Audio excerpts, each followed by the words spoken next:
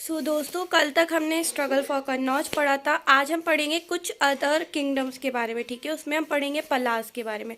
अब पलास जो थे वो जो है अभी करेंटली जो बिहार और झारखंड और वेस्ट बंगाल की जो टेरिटरीज है वहाँ पे रूल करने वाला एक स्ट्रॉन्ग जो है पावरफुल रूलर्स थे, किंगडम फाइंडर थे। ठीक है, इन्होंने अराउंड 750 सीई में गोपाला जी थे जो उन्होंने ये टेरिटरी को फाइंड आउट किया था। ठीक है, इनके टाइम पे इनके सक्सेसर्स और इनके खुद के बेटे धर्मपाल जो है वो एक एबल किंग थे। ठीक है, इसके अलावा देवपाला भी थे जो एक इम्पोर्टेंट पावरफुल किंग थे इनकी डायनेस्टी के। ठीक है, इन्होंने अराउंड 9th सेंचुरी सीई तक बहुत ज़्यादा स्ट्रांगली रूल किया हुआ था इन किंगडम्स पे, like Bihar, Jharkhand and West Bengal पे। ठीक है, फिर पलाज ने क्या किया, अपनी आर्मी को बहुत ज़्यादा स्ट्रॉन्ग किया। ठीक है, और उन्होंने ट्रेड जो है वो भी बहुत ज़्यादा एक्सपेंड करके रखे विथ साउथ एशियन कंट्रीज़ के साथ में। ठीक है, और बहुत सारे अदर कंट्रीज़ लाइक तिब्बत के कंट्रीज़ के साथ में फ्रेंडली रिलेशंस बना के रखे। ठीक है, और इन्होंने जो है बुद्धिज्म को भी बहुत ज़्यादा एंकरेज किया, उनके लिए विहारास बनवाए, और फिर नालंदा यूनिवर्सिटी को भी इन्होंने रिवाइव किया, लाइक उसको भी दोबारा स्टार्ट कराया। बट 12th सेंचुरी के बाद में जो है इनको ओवर पावर कर लिया गया था सेना डायनेस्टी के थ्रू, और फिर उनको मुस्लिम इन्वेडर्स ने बाद में हरा दिया था। यहाँ से पलास का जो है 8th सेंचुरी से लेकर के अराउंड 12th सेंचुरी तक इनका रूल चला था। इसके बाद गुर्जर प्रतिहारास आते हैं, उसके बारे में मैं आपको बताती हूँ। पलास के बाद में हम गुर्जर प्रतिहारास के बारे में पढ़ते हैं। गुर्जर प्रतिहारास जो थे इन्होंने राजस्थान और गुजरात के एरियाज में रूल किया हुआ था। ठीक है, ये 725 सीई के टाइम पर जो है पावर में आए हुए थे।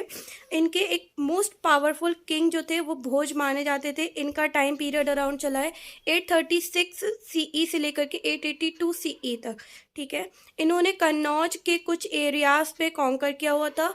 ठीक है, उस पर विजय हासिल की हुई थी, फतेह हासिल की हुई थी, और उसको अपना कैपिटल बनाया हुआ था। फिर इनके एक लाइक जो भोज थे उनके ही बेटे महेंद्रपाल जो थे उन्होंने अपना एम्पायर बहुत ज़्यादा दूर दूर तक फैलाया। ठीक है, और फिर उसके बाद प्रतिहारा किंग जो थे उन्होंने बहुत सारे टेम्पल्स वगैरह भी बनाए। ठीक है, कन्नौज में महेंद्रपाल के जो सक्सेसर थे वो बहुत ज़्यादा वीक रूलर्स माने जाते हैं। लाइक भोज के तो सक्सेसर महेंद्रपाल जो है वो बहुत स्ट्रांग थे। ठीक है, उन्होंने अपना किंगडम फैलाया, बट महेंद्रपाल के बाद जो है उनके सक्सेसर जो थे वो बहुत ज़्यादा वीक रूलर्स थे, तो फिर वो उतना मेंटेन नहीं कर पाए। और महमूद ऑफ गजनी जो कि मैं आपको ऑलरेडी बता चुकी है, महमूद ऑफ गजनी गजनियस का रूल जो था उनके बारे में। उन्होंने अराउंड 1018 में जो है गुर्जर प्रतिहारास को हरा दिया था, और गुर्जर प्रतिहारास की जो डायनेस्टी है वहाँ से फिर ख़त्म हो गई। इसके बाद आते हैं डेक्कन। डेक्कन एरिया जो है वो नर्मदा और कृष्णा दो रिवर्स के बीच के जो पार्ट्स है, जो किंगडम्स है, उनका माना जाता है। जैसे कि महाराष्ट्र का एरिया जो है, और कुछ पार्ट जो है वो मध्य प्रदेश का, ठीक है, आंध्र प्रदेश का, कर्नाटका का और उड़ीसा का, ये सारा डेक्कन एरिया में आता है। ठीक है, डेक्कन्स में जो है बहुत सारे किंगडम्स और एम्पायर्स जो है वो राइज एंड फॉल हुए। ठीक है, बहुत सारे जो किंगडम्स को उन्होंने ग्रो करते हुए भी देखा और उनका फॉल भी देखा। बट राष्ट्रकूटास जो थे ये एक पावरफुल रूलर थे जिन्होंने डेक्कन पे बहुत टाइम तक रूल किया। तो अब हम राष्ट्रकूटास के बारे में पढ़ेंगे। ओके, दोस्तों, अभी तक हमने डेक्कन के बारे में पढ़ा था। डेक्कन में जो बहुत सारे रूलर्स जो है, डेक्कन ने बहुत सारा एवोल्यूशन और डिक्लाइन ऑफ रूलर्स देखा, बट राष्ट्रकूटास जो थे वो एक मोस्ट पावरफुल रूलर्स थे इनके टाइम के। ठीक है, राष्ट्रकूटास जो थे वो बेसिकली दंती दुर्गा जो थे 8th सेंचुरी में उनके अंडर में पावर में आए हुए थे। इनके जो एक सक्सेसर थे कृष्णा वन करके जाने जाते हैं, वो भी एक बहुत बड़े कॉन्करर थे। ठीक है, इनने बेसिकली लाइक करंट डेज में जो महाराष्ट्र बोला जाता है, जिनका नाम मलखेड़ पड़ा, ठीक है, उसमें भी बहुत ज़्यादा रूल किया। ठीक है, उसको उस पर इन्होंने कॉन्कर किया, कब्जा किया, और इन्होंने सोलापुर को अपना कैपिटल बनाया। ठीक है, इनमें राष्ट्रकूटास के टाइम पे बहुत सारे अच्छे अच्छे जो रूलर्स हैं वो आए, बट बेसिकली क्या हुआ था ना, इनके टाइम पे ये वॉर ही लड़ते रहते थे। जैसे कि नॉर्थ साइड पे ये लड़ते थे अराउंड गुर्जर प्रतिहारा से और पल्लास थे, और साउथ साइड पे वहीं पे ये लड़ते थे अराउंड पल्लवास और चोलास से। तो दोनों साइड से लड़ाइयाँ लड़ते लड़ते इनका खुद का अम्पायर जो है वो बहुत ज़्यादा वीक पड़ गया था, ठीक है। सो वहाँ से इनका अम्पायर अराउंड 10th सेंचुरी में कोलैप्स हो गया, इनका रूल ख़त्म हो गया। बेसिकली ये जो है ये बहुत बड़े क्या बोलते हैं भक्त माने जाते हैं आर्ट, आर्किटेक्चर और लिटरेचर के। इन्होंने अजंता केव्स, मतलब एलिफेंटा में जो अजंता केव्स है, रॉक कट केव्स, वहाँ पे जो एलिफेंटा की डिज़ाइन है वो इन्होंने कार्व की हुई है। और एलोरा में जो कैलाश टेम्पल है वो राष्ट्रकूटास के द्वारा ही बनाया गया है, ठीक है। और जो कुछ रीजनल लैंग्वेजेस है जैसे कि कन्नाडा, वो भी राष्ट्रकूटास के थ्रू ही ग्रोथ में आई हुई थी। सो बेसिकली राष्ट्रकूटास का रूल यहीं पे ख़त्म होता है इन 10th सेंचुरी में, बिकॉज ऑफ बहुत सारे लड़ाइयाँ फ्रॉम नॉर्थ एंड साउथ, ठीक है। अब इसके बाद हम कुछ और किंगडम्स के बारे में पढ़ेंगे जो कि इस टाइम पे जो है वो रूल में आए, मेडिवल टाइम पीरियड में उन्होंने अलग अलग पार्ट्स में जो है वो रूल किया, ठीक है। इसके बाद फिर हम चोलास और पल्लवास वगैरह के बारे में पढ़ेंगे, चोलास, चेरास और पल्लवास। फिर इसके बाद में हमारा पांड्यास, और फिर इसके बाद हमारा ये मॉडर्न एम्पायर का रीजनल किंगडम 1 पार्ट जो है वो ख़त्म हो जाएगा, ओके। सो दोस्तों अभी तक हमने डेक्कन में राष्ट्रकूटास ने जो रूल किया वहाँ तक पढ़ा हुआ था। अब हम थोड़ा और कुछ किंगडम्स के बारे में पढ़ेंगे। उनमें से पहला है हमारा यादवास ऑफ देवगिरी, ठीक है। यादवास ऑफ देवगिरी में इनके जो सबसे बेस्ट जो फाउंडर माने जाते हैं उनका नाम है भिलामा, जिन्होंने 12th सेंचुरी में जो है ये किंगडम जो है वो फाइंड आउट किया था, ठीक है। इन्होंने रूल किया था फ्रॉम नर्मदा, मतलब जो सेंट्रल कर्नाटका वगैरह के पार्ट में पड़ती है, नर्मदा से लेकर के गोदावरी रिवर तक में, ठीक है। और फिर खलजी रूलर्स ने जो है वो इनके ऊपर रूल कर लिया था, इनको एनेक्स कर करके, इनको हटा करके खलजी रूलर्स इनके ऊपर आए थे, ठीक है।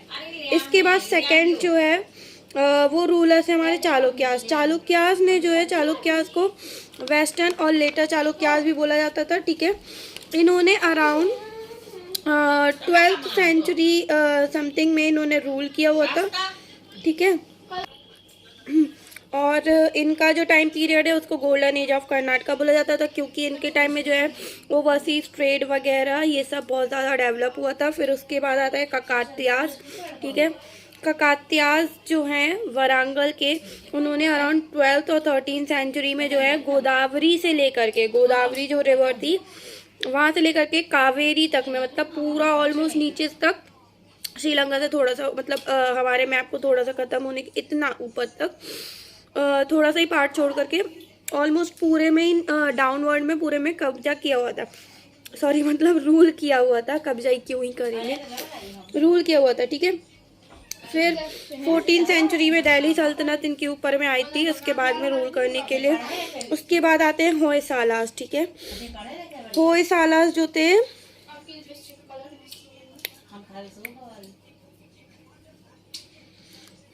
होयसालास जो थे वो भी एक बहुत पावरफुल रूलर्स थे, जिनके पावरफुल रूलर का नाम था विष्णुवर्धन। इन्होंने भी बहुत ज़्यादा अच्छे से रूल किया। इसके बाद इनके ऊपर भी दिल्ली सल्तनत ही आई थी रूल करने, ठीक है। साउथ के कुछ किंगडम्स थे जिनमें से कुछ इंपॉर्टेंट किंगडम्स है पल्लवास, पांड्यास और चोलास। मैं ऑलरेडी आप लोगों को बता चुकी हूँ। सो मैं आप लोगों को पल्लवास, पांड्यास और चोलास के बारे में थोड़ा बहुत अभी एक्सप्लेन करूँगी। इसके बाद हमारा रीजनल किंगडम 1 पार्ट जो है वो ऑलमोस्ट ख़त्म हो जाएगा। So basically medieval time period में साउथ इंडिया में जो था वो रूल बेसिकली 3 जो किंगडम्स थे, 3 जो रूलर्स थे, पल्लवास, पांड्यास और चोलास के बीच में चला, ठीक है। ये हमने देखा। हम फर्स्टली देखेंगे पल्लवास के बारे में। सो पल्लवास जो थे वो पावर में आए अराउंड 7th और 8th सेंचुरी में, ठीक है। इन्होंने अपना कैपिटल जो है वो कांची को सेट किया, ठीक है। इनका जो है बहुत ज़्यादा इंटरेस्ट था आर्ट, आर्किटेक्चर और लिटरेचर में, ठीक है। जो रॉक कट टेम्पल्स है महाबलीपुरम में वो भी इनके ऊपर ही एट्रीब्यूट किया गया, मतलब इनके ऊपर ही इनके अंडर में ही लाया गया, ठीक है। और अराउंड 9th सेंचुरी में बाई चोलास जो है इनका पावर जो है ख़त्म हो। ओके, सो अभी हमने पल्लवास के बारे में पढ़ा। अब पांड्यास जो है उन्होंने अपना जो है उन्होंने रूल किया अराउंड मदुराई के आसपास की एरियाज में, ठीक है। इन्होंने जो है ये एरिया फाइंड आउट किया था अराउंड 590 सीई के समथिंग में। और मार्को पोलो इंडिया आए थे तो इन्होंने इनके किंगडम और इनके रूल के बारे में बहुत लिखा है। और अराउंड 14th सेंचुरी के टाइम पे इनका किंगडम जो है वो डेड मतलब डिक्लाइन हो गया, ठीक है। इसके बाद हम चोलास के बारे में पढ़ेंगे। फिर जो दो मेजर चोला रूलर्स हैं, राजा राज चोला और राजेंद्र चोला, इनके रूल के बारे में देखेंगे। ओके, सो दोस्तों चोलास जो है उन्होंने अराउंड 4th सेंचुरी तक जो है वो रूल किया हुआ था, ठीक है। इनके जो इम्पोर्टेंट रूलर्स माने जाते हैं वो माने जाते हैं राजा राज चोला, ठीक है, जिन्होंने अराउंड 985 से लेकर के 1016 सीई तक रूल किया, ठीक है। ये बेसिकली जो है एक इम्पॉर्टेंट रूलर और ब्रिलियंट जनरल और एडमिनिस्ट्रेटर माने जाते हैं, सॉरी। और इनको राजा राजा वन के नाम से जाना जाता है, ठीक है। इन्होंने पांड्यास और चेरास की आर्मी को हराया हुआ था और श्रीलंका के कुछ पार्ट में जो है वो रूल किया हुआ था। और इन्होंने चाइना के साथ भी और साउथ एशियन जो कंट्रीज थी उनके साथ भी ट्रेड रिलेशन बहुत अच्छे से मेंटेन करके रखे थे। फिर इनके बाद आते हैं राजेंद्र चोला, ठीक है। राजेंद्र चोला ने 1016 से लेकर के 1044 सीई तक रूल किया। लाइक ये राजा राजा चोला के सन थे।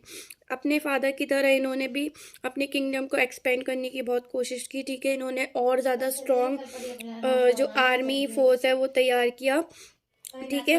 और इन्होंने चेरास और चालुक्यास को हराया, ठीक है। उनको नॉर्थ साइड तक में जो है वो ढकेल दिया। एंड पलास को भी वेस्ट बंगाल साइड तक ढकेल दिया, उनको भी हराया, ठीक है। और अपनी विक्ट्री के बाद में इनको एक टाइटल मिला गंगाई कोंडा चोला। इसका मतलब होता है वो राजा जो गंगा का पानी वापस लेकर के आए। बेसिकली एक टाइटल है, माना जाता है कि ये गंगाई कोंडा चोला कहलाते हैं।